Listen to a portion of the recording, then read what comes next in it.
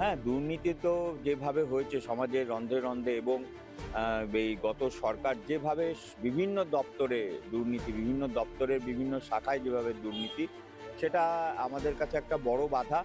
দমকলে মূলত দরকার ইনফ্রাস্ট্রাকচার এবং দমকল বা অগ্নি নির্বাপন সম্পর্কে সাধারণ মানুষের সচেতনতা, ইকুইপমেন্ট রাখা। আমাদের এলাকায় প্রচুর নদী আছে, তারপরে বন্যাপ্রবণ এলাকা, সেখান থেকেও খুব গুরুত্বপূর্ণ ভূমিকা। ইতিমধ্যে রাজ্যের মন্ত্রী কৌশিক চৌধুরী তিনি কিন্তু শপথ গ্রহণ করে ফেলেছেন এবং ইতিমধ্যে কিন্তু দপ্তর বন্টন করা হয়েছে। তিনি যেমন স্কুল শিক্ষা দপ্তর, দমকল এবং জরুরি পরিষেবা, এই তিনটি গুরুত্বপূর্ণ দপ্তরে প্রতিমন্ত্রী হয়েছেন। আমার সঙ্গে রয়েছেন কৌশিক চৌধুরী, তার সাথে কথা বলবো। দাদা, একেবারে তিনটে দপ্তর আপনি পেয়েছেন, দায়িত্ব কতটা বাড়লো? না, অনেক বড় দায়িত্ব। দল আমার প্রতি ভরসা রেখে অনেক বড় দায়িত্ব দিয়েছেন। তার আগে বলছি যে এমন একটা সুন্দর দিনে আমার এই দায়িত্ব ঘোষণা হয়েছে যে আজকে মোদিজির যে সুশাসন, সেই সুশাসন 12 বছর পার করে সামনের দিকে এগিয়ে যাচ্ছে। মোদিজির নেতৃত্বে আমরা ভারতবর্ষ জগৎ সভায় শ্রেষ্ঠ আসন নিতে যাচ্ছে। এরকম একটা সুন্দর দিনে আজকের এই ঘোষণা, এটা আমার জন্য আলাদা করে আনন্দ দিচ্ছে। এবং তার পাশাপাশি আপনি জিজ্ঞেস করেছেন দায়িত্ব, রায়গঞ্জ বিধানসভা আমার মূল দায়িত্ব। রায়গঞ্জ বিধানসভাবাসীরা আমাকে বিপুল আশীর্বাদ করে তারা জিতিয়েছেন। তাদের পাশে দায়িত্বর পাশাপাশি আমার গোটা পশ্চিমবঙ্গে আপনারা শুনেছেন যে 3টা দপ্তর দেওয়া হয়েছে।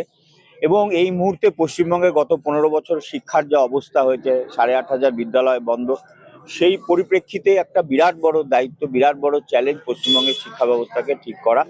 তার পাশাপাশি দমকল এবং এমার্জেন্সি দুটোই খুব গুরুত্বপূর্ণ দপ্তর। দল আমার প্রতি ভরসা রেখে, মাননীয় মুখ্যমন্ত্রী শ্রী শুভেন্দু অধিকারী আমার প্রতি ভরসা রেখেছেন। তার সুযোগ্য নেতৃত্বে আমরা ভালো করে কাজ করব, এটা আশা রাখছি। আপনি যখন এই বিধায়ক হননি কিংবা মন্ত্রী হননি, তার আগেও আপনি যে কাজগুলো করতেন, বিশেষ করে আপনার তো চেনা জায়গা, এনজিও হিসেবে যখন কাজগুলো করতেন তখন তো সেই জায়গাগুলো চেনা জায়গা, স্কুল বিশেষ করে, সেখানে আপনি কাজ করবেন কি করে? কোনো পরিকল্পনা এখনো করেছেন? নিশ্চয়ই। দেখুন, আমার যে পুরনো ইতিহাস, আমি বাচ্চাদের নিয়ে কাজ করেছি, বাচ্চাদের স্কুল নিয়ে কাজ করেছি, সেই জন্য স্কুলের সাথে আমার নিবিড় যোগাযোগ।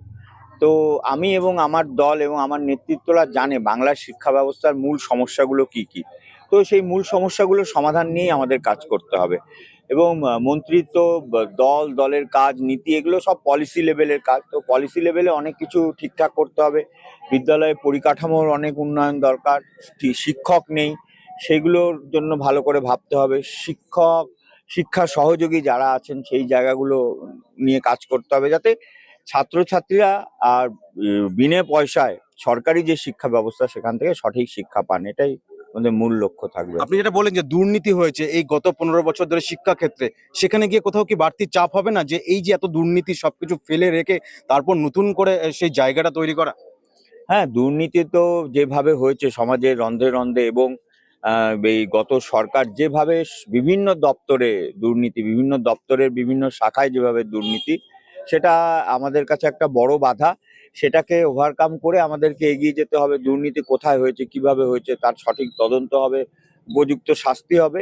এবং সেই জায়গাগুলো আমরা ভালো করে দেখে নেব যে কিভাবে এই পশ্চিমবঙ্গের শিক্ষা ব্যবস্থা, যেটা একসময় জগৎ সভায় শ্রেষ্ঠ ছিল, সেটাকে এগিয়ে নিয়ে যাওয়া যায়। আরেকটা গুরুত্বপূর্ণ বিভাগ সেটা হচ্ছে দমকল। দমকল নিয়ে আপনার কি পরিকল্পনা রয়েছে? এছাড়াও রায়গঞ্জের দমকল কেন্দ্র, সেটা নিয়েও বা আপনার কি পরিকল্পনা থাকতে পারে আগামী দিনে? দমকলে মূলত দরকার ইনফ্রাস্ট্রাকচার এবং দমকল বা অগ্নি নির্বাপন সম্পর্কে সাধারণ মানুষের সচেতনতা, ইকুইপমেন্ট রাখা। বড় বড় প্রচুর মল, হোটেল এগুলো আছে, বড় বড় বিল্ডিং আছে, সেখানকার ব্যবস্থা কি আছে সেগুলো সব ভালো করে দেখতে হবে।